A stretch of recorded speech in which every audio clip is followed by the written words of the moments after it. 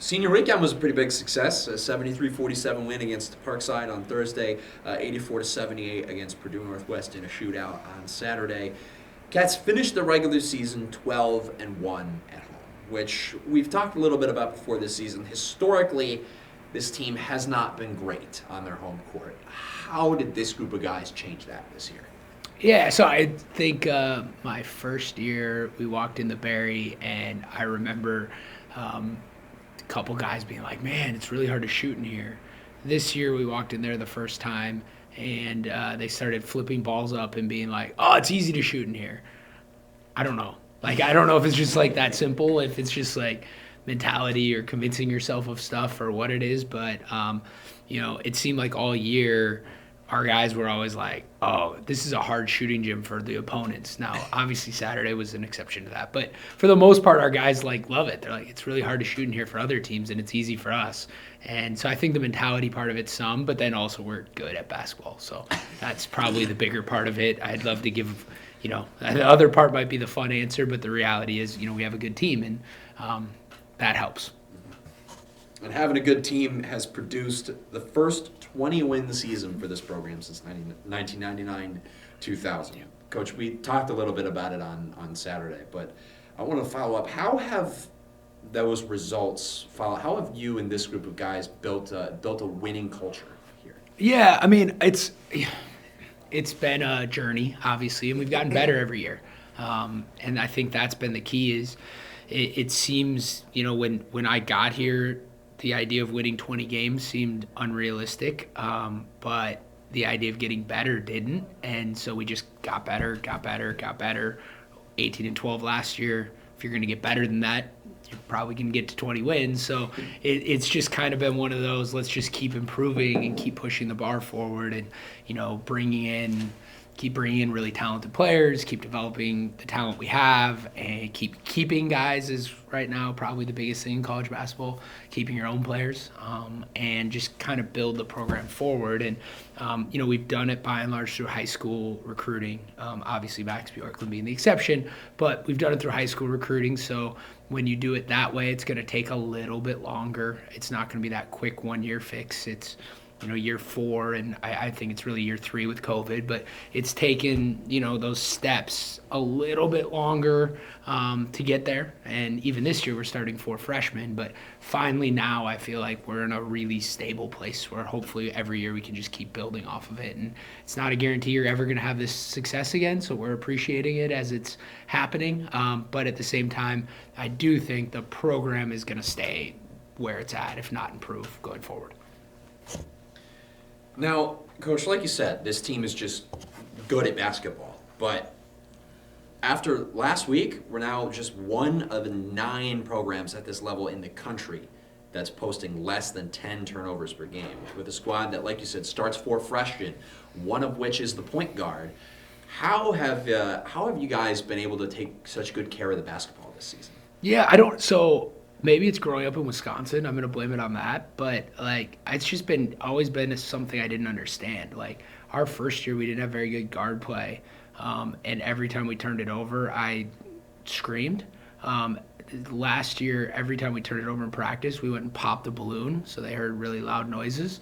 It's just one of those things. Just don't do it. It's not that complicated. Just never turn it over. And when they turn it over, make sure they know it's not okay. And most games get done, and I'm like, God, we didn't take care of the ball at all. And then I'm like, oh, we had 7. And that still frustrates me. It's just one of those things, to me, that's a starting point. Just don't turn it over, ever. We have a sign in our locker room with, I think, 3-4 things, and that's it. We don't have any other signs or, be a good person's one of them. One of the 4 main things is don't turn it over. It's just simple. And every time you turn it over, the other team's going to get a good shot on the other end. And, as long as I coach, I don't know if we'll be good at a lot of things, but we will be good at not turning it over because I can't watch it. So, and I think we recruit to that a little bit too, where our kids understand that. And, Max as a true freshman's been easy because one of the first practices, he turned it over and I'm getting ready to yell at him and explain that we don't turn the ball over. And he's like punching his own hand and like muttering to himself, like, what the heck are you doing? And I'm like, oh, okay, this one's going to be easy. I'm not going to have to talk to him. He just understands it. So obviously all that stuff makes it easier, and our guys put a high priority on it. Something else that was clearly a high priority this weekend was the rebounding. I mean, it's been solid all year, but plus 21 on Thursday, plus 14 on Saturday. That's quite the output.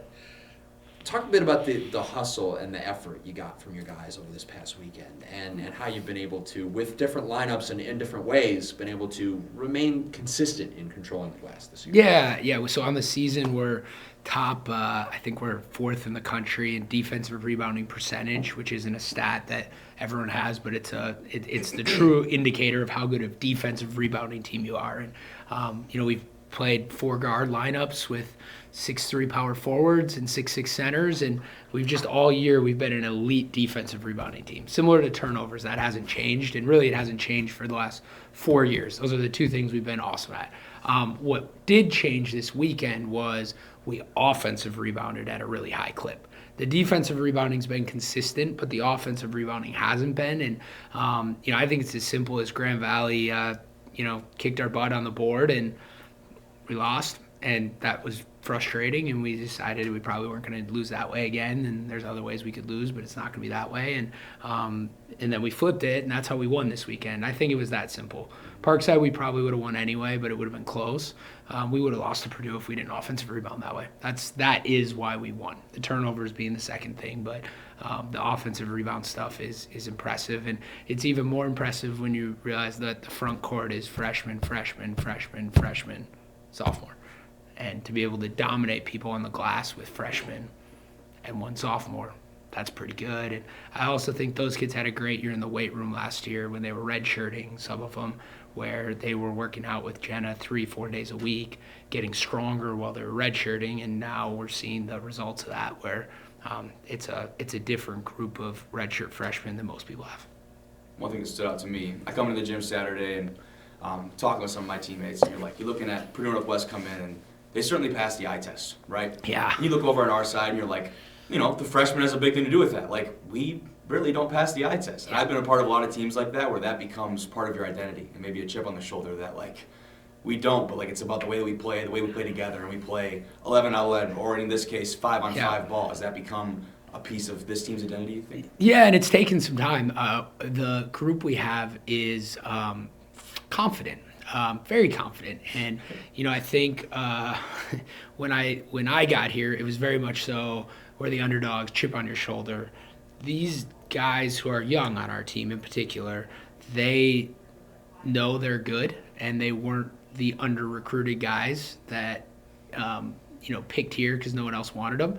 They wanted to come here over everywhere else. So those kids have a little less of that inherent chip, because instead of having to prove people wrong, all they're having to do is prove people right. Most of our freshmen were told, hey, you're going to be a star if you go to Northern, by us and by everyone else. So all they have to do now is live up to that, which is actually, I think, harder in some ways. But what we've learned throughout the years, even though those kids were told that and they are that good, we're still not as physically gifted as pretty much everyone in the league. So it took a few, losses this year to realize that if we play one-on-one basketball, we are not as good as the other teams. If we play 5-on-5 basketball and have the ball moving and doing all the little things right, then we are. And I think that was maybe it wasn't an inherent quality of this team like it has been in some other teams just because of their background.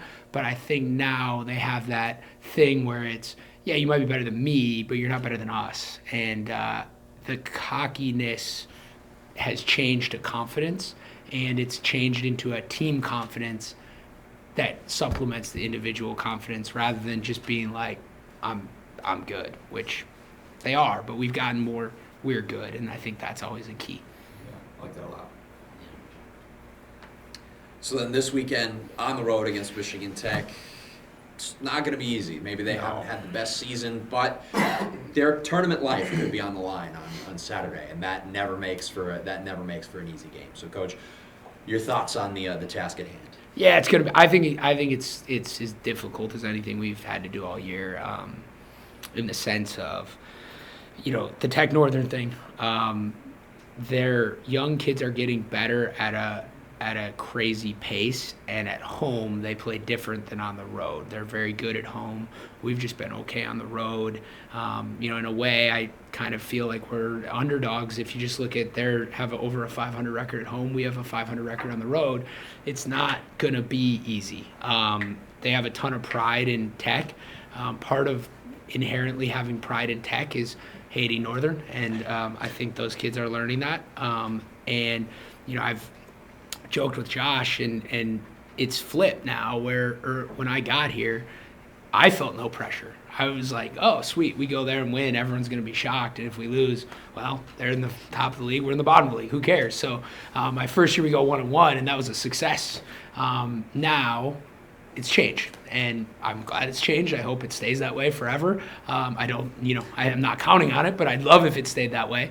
But we have the pressure on us, and we have to deal with that. And if we have any hopes of making the NCAA tournament, we have to win. So besides winning the conference tournament, but we got to handle it. And I think it's going to be a really, really tough game to win. Should be an awesome crowd.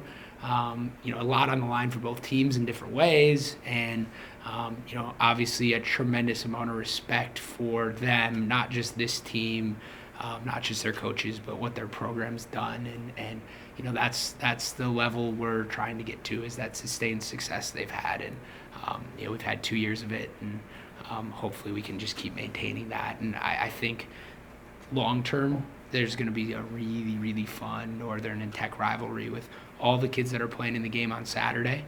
2-3 years from now, the same game isn't going to be for one team trying to get in the tournament and the other team trying to win the league. It's going to be two teams trying to win.